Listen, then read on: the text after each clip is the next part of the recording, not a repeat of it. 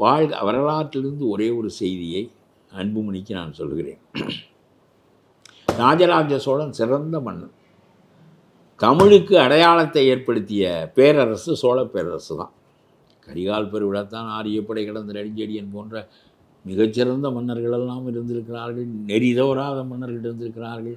தமிழுக்கு பெருமை 1000 மன்னர்களால் உண்டு என்றாலும் கூட ஒரு பேரரசை எம்பையர் பில்டிங் என்று சொல்வார்களே, அதை சீனர்கள் வரலாறு முழுவதும் எம்பையர் பில்டிங் தான். அவன் பேரரசாக இல்லாமல் விடமாட்டான், இன்னொரு நாட்டை முழுங்காமல் விடமாட்டான். அதனுடைய ரத்தத்தில் ஊறியது. நம்முடைய ஆட்களுக்கு அந்த பழக்கம் இல்லை. சோழ பேரரசு தான் ஒரே ஒரு பேரரசு தமிழனுக்கு.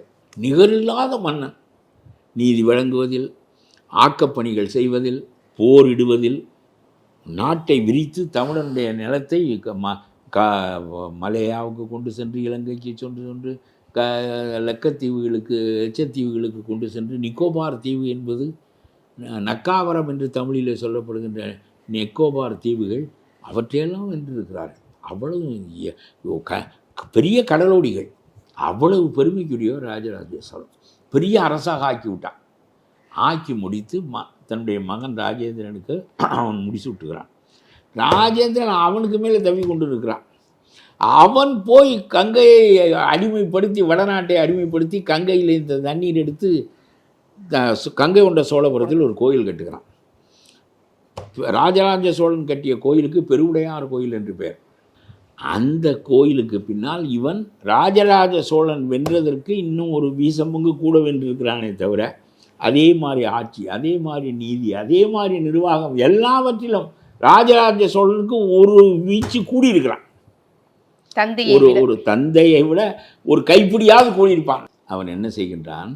தந்தை கட்டிய கோயிலை போலவே ஒரு கோயில் கட்டுகிறான்.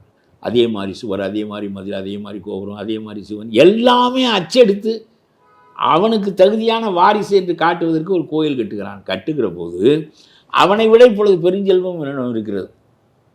பெருவுடையார் கோயிலுக்கு பெருவுடையார் கோயிலை கட்டியிருக்கிறான். பெருவுடையார் கோயிலை விட பெரிய கோயிலை கட்டியிருக்கிறான். என்ன தப்பு? என்ன தப்பு செய்யவில்லை. என் தந்தையை விட நான் ஒரு வீசம்பங்கு குறைவு என்று காட்டிக்கொள்ள விரும்புகிறான். அதாவது தன் மனதளவில் ராஜராஜனுக்கு தன்னை நிகரில்லை என்று நினைக்கின்றான். வரலாறு வேறாக இருக்கட்டும், ராஜேந்திரன் பெரும்பீரன்.